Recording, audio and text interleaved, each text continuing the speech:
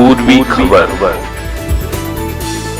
कांग्रेस की ओर से आज एसआईआर प्रक्रिया के खिलाफ एसडीओ कार्यालय के सामने विरोध प्रदर्शन किया गया। पश्चिम बंगाल युवा कांग्रेस कमेटी की ओर से आज यह विरोध प्रदर्शन हुआ। यहाँ पश्चिम बर्धमान जिला अध्यक्ष देवेश चक्रवर्ती सहित पश्चिम बर्धमान जिला युवा कांग्रेस कमेटी के सदस्यों ने भाग लिया। देवेश चक्रवर्ती ने इस मौके पर कहा कि दिल्ली में बैठे मुख्य चुनाव आयोग ज्ञानेश कुमार हर घंटे नियम बदल रहे हैं, जिससे डीएम, एसडीएम, बीडीओ, बीएलआरओ तक सभी को परेशानी हो रही है। आइए जानते हैं आगे की जानकारी। এসআইআর এর কাজ চলছে এবং এই এসআইআর এর কাজ নিয়ে বিভিন্ন বিভ্রান্তিমূলক খবর পত্র পত্রিকার মাধ্যমে মানুষের কানে গিয়ে পৌঁছাচ্ছে। মানুষ বিভ্রান্ত। প্রতিদিন একজন গুলিখোর নির্বাচন কমিশনার আছে, যিনি নেশাগ্রস্ত হয়ে ঘন্টায় ঘন্টায় তার সার্কুলার চেঞ্জ করছে। আজ এক বলছেন, 2 ঘন্টা পরে আরেকটা সার্কুলার বার করছেন ওই গুলিখোর। আমরা জানি না তিনি কোথায় থাকেন, কি করেন জানি না। হঠাৎ করে অমিত শাহর কাছের লোক এসে নির্বাচন কমিশনের চেয়ারে বসে পড়লেন। ডিএম বিভ্রান্ত, এসডিওরা বিভ্রান্ত, রাজ্য নির্বাচন কমিশনার বিভ্রান্ত, এআরও, বিএলএ সবাই বিভ্রান্ত ওই গুলিখোর নির্বাচন কমিশনার। আমরা তাই এসডিও ডিএমদের মাধ্যমে তাকে সাবধান করতেছি। আজকে একটা টোকেন প্রতিবাদ কি করছেন না, ভোটার লিস্টের নামে মানুষকে প্যানিক দিয়েছে। বিভিন্ন মানুষকে তিনি প্যানিক দিয়েছেন। মানুষ আতঙ্কগ্রস্ত হয়ে গেছে। তারা ভাবছে যদি এসআইআর এ তাদের নাম তুলতে না পারে তাহলে এই দেশ থেকে তাদের খেদিয়ে বার করে। আর ওনার দোষর রয়েছেন বিজেপি দল। প্রত্যেক দিন প্রত্যেকটা মানুষকেই বলছেন হয় বাংলাদেশি নয় রোহিঙ্গা। কে রোহিঙ্গা, কি রোহিঙ্গা কিছুই জানেন না, বলতে হয় বলছেন। বিহারে নাকি তারা বাংলাদেশি আর রোহিঙ্গা ধরতে গেছিলেন প্রথম এসআইআর করে। কজন রোহিঙ্গা পেয়েছেন, কটা বাংলাদেশি পেয়েছেন, এখনো তার লিস্ট তারা বার করতে পারে, কারণ কোটা রেকর্ডটাই শূন্য। পশ্চিমবঙ্গ একই চক্রান্ত করে। আমার মনে হয় প্রত্যেকটা জেলা থেকে হয়তো একটা বা দুটো করে নাম এরকম পেতে পারেন যে যারা হয়তো ভারতীয় নাগরিক নয়, কিন্তু তার বেশি তারা পাবেন না।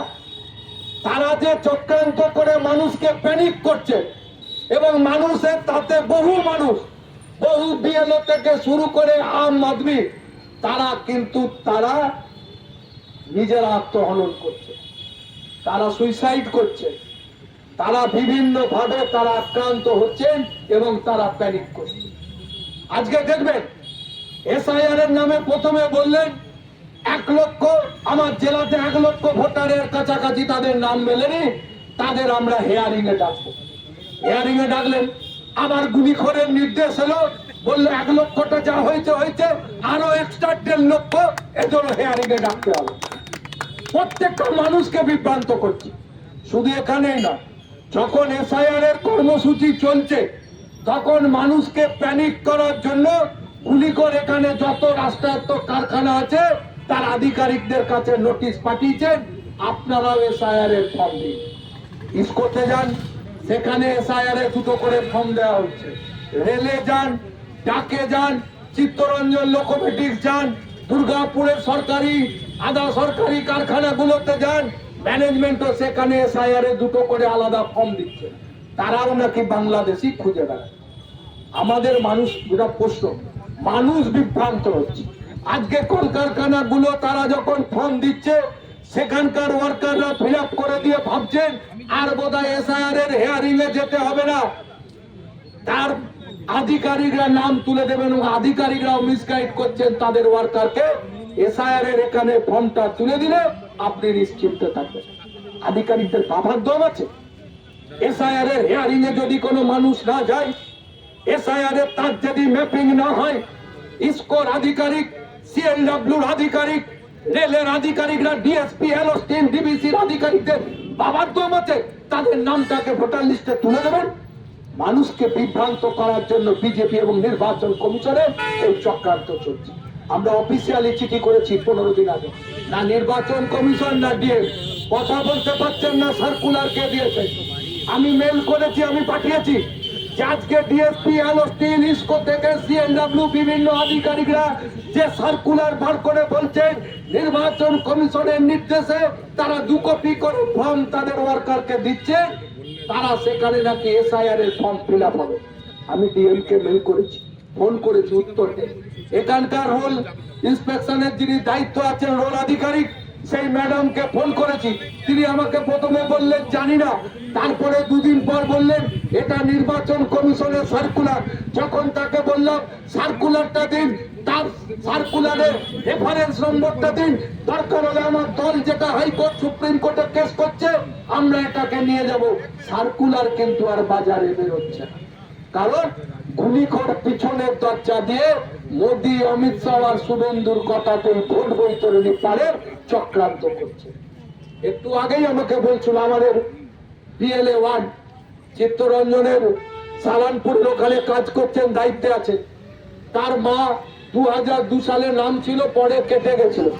6 নম্বর ফর্ম ফিল আপ করছে, যখন বিডিও অফিসে যাচ্ছেন, তারা যখন BLO কে দিচ্ছেন সেখানে তাকে বলা হচ্ছে আমি অনলাইনে ফিল আপ করুন। এখনো ভারতবর্ষের সবাই কম্পিউটার, ল্যাপটপ নেই, তারা অত শিক্ষিত হতে পারেনি যে আধিকারিকদের মতো সকাল বিকেল অনলাইন নিয়ে বসে থাকবে। তারা যখন তারপরও অনলাইনে করতে যাচ্ছে, অনলাইনে নিচ্ছে না। আর SDO, TM, BDO থেকে শুরু করে BLO যারা আছেন তারা আবার অফলাইনে কাগজ নিতে চাইছেন না, কারণ বলছে অফলাইনে কাগজ নিলে আমাদের হয়রানি বাড়বে। অদ্ভুত ভাবে মানুষকে ভোগাচ্ছে। আপনারা দেখবেন কিভাবে মিসম্যাপিং হচ্ছে। আমি ছোট্ট একটা উদাহরণ দিচ্ছি। মনে করুন কারুর নাম রয়েছে, আমি মহিলাদের ক্ষেত্রেই বলছি কিভাবে আসছে দেখুন। মনে করুন লক্ষ্মী নামে কোনো মহিলা আছে, তার বাবার নাম ছিল ঝা।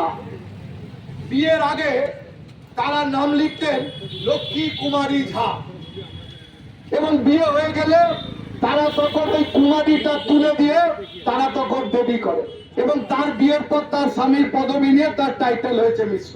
তাহলে লক্ষ্মী কুমারী থেকে তার যখন নামটা লক্ষ্মী দেবী হচ্ছে, লক্ষ্মী কুমারী ঝা থেকে লক্ষ্মী দেবী মিশ্র, নির্বাচন কমিশন ওই কুমারীর থেকে দেবী হয়েছে বলে তাকে আর ম্যাপিং করছে না। তার মানে তুমি বাংলাদেশে, তুমি রোহিঙ্গা। একইভাবে এখানে বহু মাইনরিটি লোক আছে, মানুষ আছে, তাদেরও বিয়ের আগে অনেকের টাইটেল তারা বলে, তারপর কোন খাতুন বা পারভিন তারা নাম রাখে, তারপর তার পদবি দেয়, এবং বিয়ের পর তারা তখন যখন ওইটাকে চেঞ্জ করে বিবি বা বেগম করছে, তখন নির্বাচন কমিশন তাকে বলছে তুমিও রোহিঙ্গা, তুমিও বাংলাদেশ। অদ্ভুত ভাবে চলছে এই ম্যাপিংটা। এটা তো RSS, বিজেপির নেতারা বুঝবে না, কারণ তাদের সঙ্গে জমিনের তাজ নেই। এখানকার ওই গুলিখোর নির্বাচন কমিশনার বুঝবে না সাধারণ মানুষ, বয়স্ক মানুষদের কি অসুবিধার সম্মুখীন হতে হচ্ছে, এটা নির্বাচন কমিশনের বোঝার ক্ষমতা নেই। আমরা তাই সেগুলোকে निर्वाचन कमीशनर काছে তুলে ধরব। तक के लिए बस इतना ही, फिर मिलेंगे अगली खबर में। ऐसी और भी खबरों के लिए बने रहे हमारे साथ, देखते रहे पूर्वी खबर। हमारे चैनल को लाइक, शेयर, सब्सक्राइब करना ना भूलें और बेल आइकन को दबाना ना भूलें और देखते रहें पूर्वी खबर। पूर्वी खबर, नजर सब पर।